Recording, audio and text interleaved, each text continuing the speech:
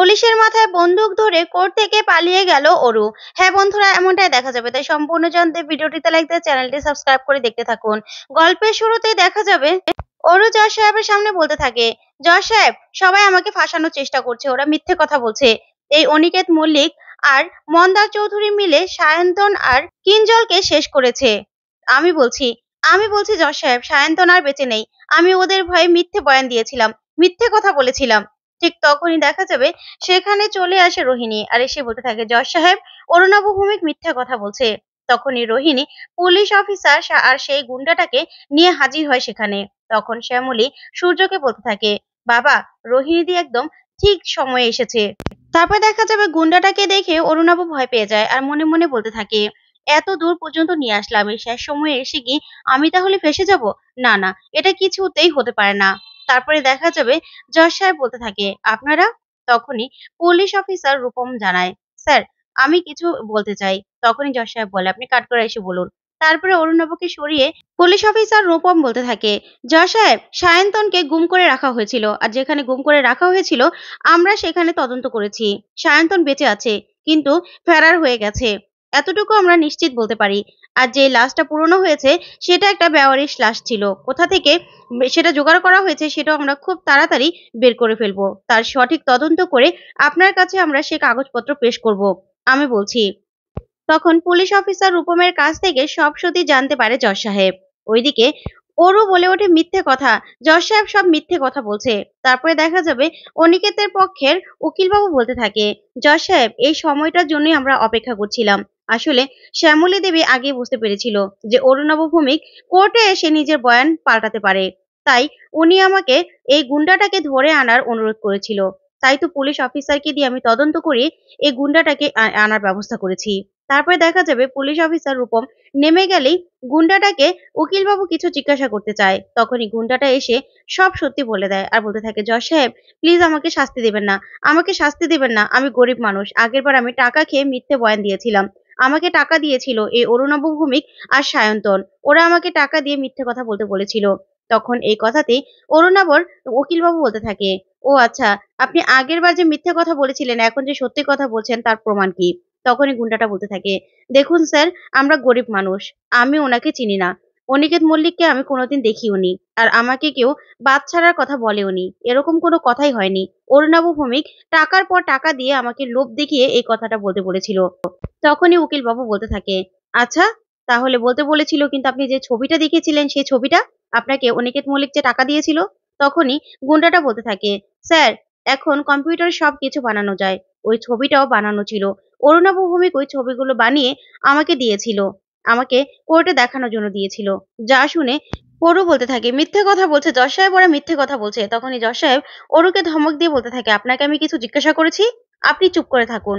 তখন গুন্ডাটা সবকিছু বলতে থাকে আর বলতে থাকে, ম্যাডাম দেখবেন আমার যেন সাজা না হয়, আমি সত্যি কথা বলছি, আমি কোনোদিনও এই অনিকেত মল্লিককে দেখিওনি। এগুলো সব ওই অরুণাভ ভৌমিকে আমাকে মিথ্যে সাক্ষী দিতে বলেছিল। তারপরে উকিলবাবু আর কিছুই বলার মুখ রাখে না। তখনই অরু গুন্ডাটার ওপর রেগে যায় আর বলতে থাকে, তোকে আমি শেষ করে দেব, তোকে আমি এখনই মেরে ফেলবো। তোর এত বড় সাহস, তুই আমার নামে মিথ্যে বয়ান দিচ্ছিস? তখনই শ্যামলী বলে ওঠে, জজ সাহেব, দেখেছেন অরুণাভ ভৌমিক এখানে সবার সামনে ওকে মেরে ফেলার হুমকি দিচ্ছে। তখনই উকিলবাবু বলে ওঠে, আচ্ছা শ্যামলী দেবী, আপনি কি উকিল না কিছু, আপনি যে শুধু শুধু এখানে কথা বলছেন? তখনই শ্যামলী বলতে থাকে, জজ সাহেব, আমি হাত জোর করে আপনার কাছে ক্ষমা চাইছি। আসলে আমার উঠে দাঁড়াবার কোনো শক্তি নেই, আমার হুইল চেয়ারটাই অবলম্বন হয়ে গেছে। এই অরুণাভ ভৌমিকের জন্য আমি হুইল চেয়ারে বসে থাকি, ও আমার এই অবস্থা করেছে। তখনই উকিলবাবু বলতে থাকে, আচ্ছা, আর কি কি দোষ এখন অরুণাভ ভৌমিকের ঘাড়ে চাপাবেন আপনি?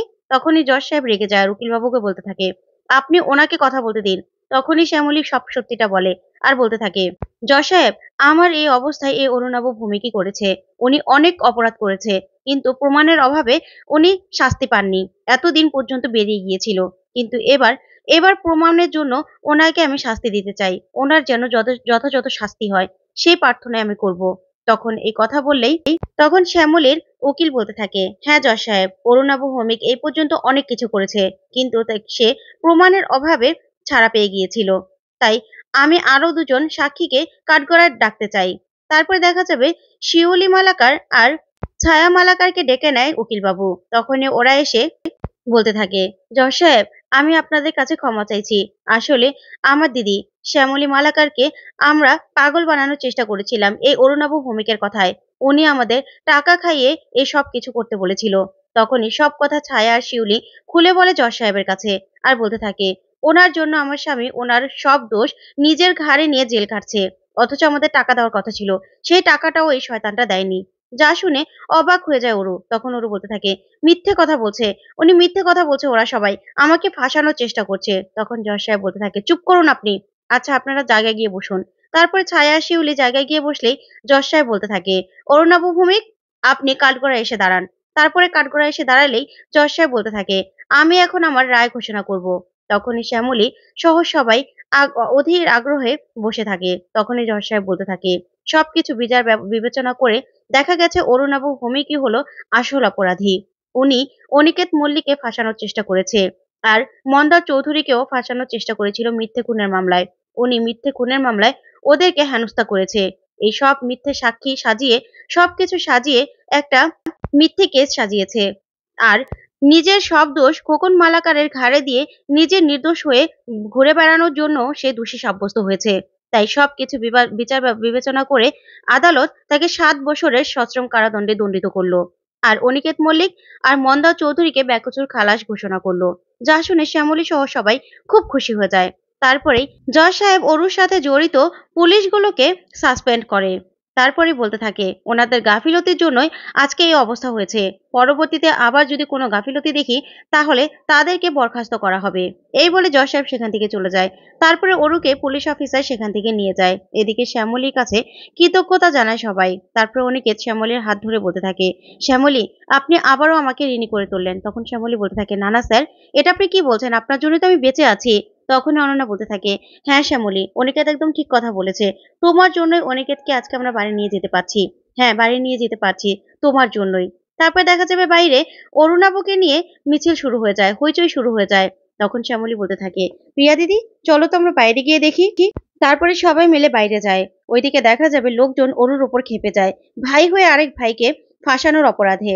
তারপরে কেউ চুনকালি মেখে দেয় অরুর মুখে, আর কেউ ঝাড়ু নিয়ে ঝাড়ু পেটা করতে থাকে।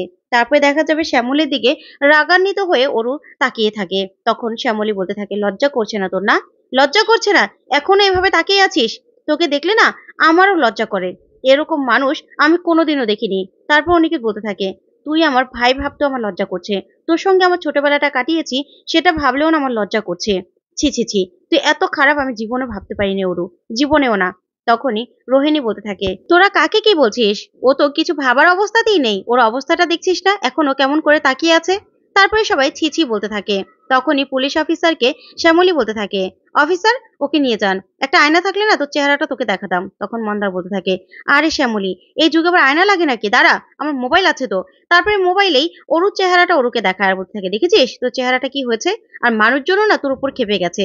বুঝতে পেরেছিস তুই এত বড় একটা শয়তান। তারপরে পুলিশ অফিসারকে সবাই বলতে থাকে, অফিসার, ওকে নিয়ে যান, নিয়ে যান, ওকে আর দেখতে ভালো লাগছে না।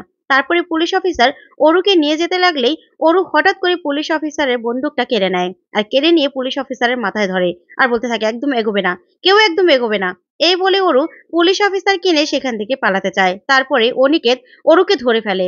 তারপরেই জেলে দিয়ে দেয় অরুকে। তো বন্ধুরা, আজকের আপডেটটি তোমাদের কাছে কেমন লাগলো কমেন্ট করে জানাতে ভুলবে না। ধন্যবাদ।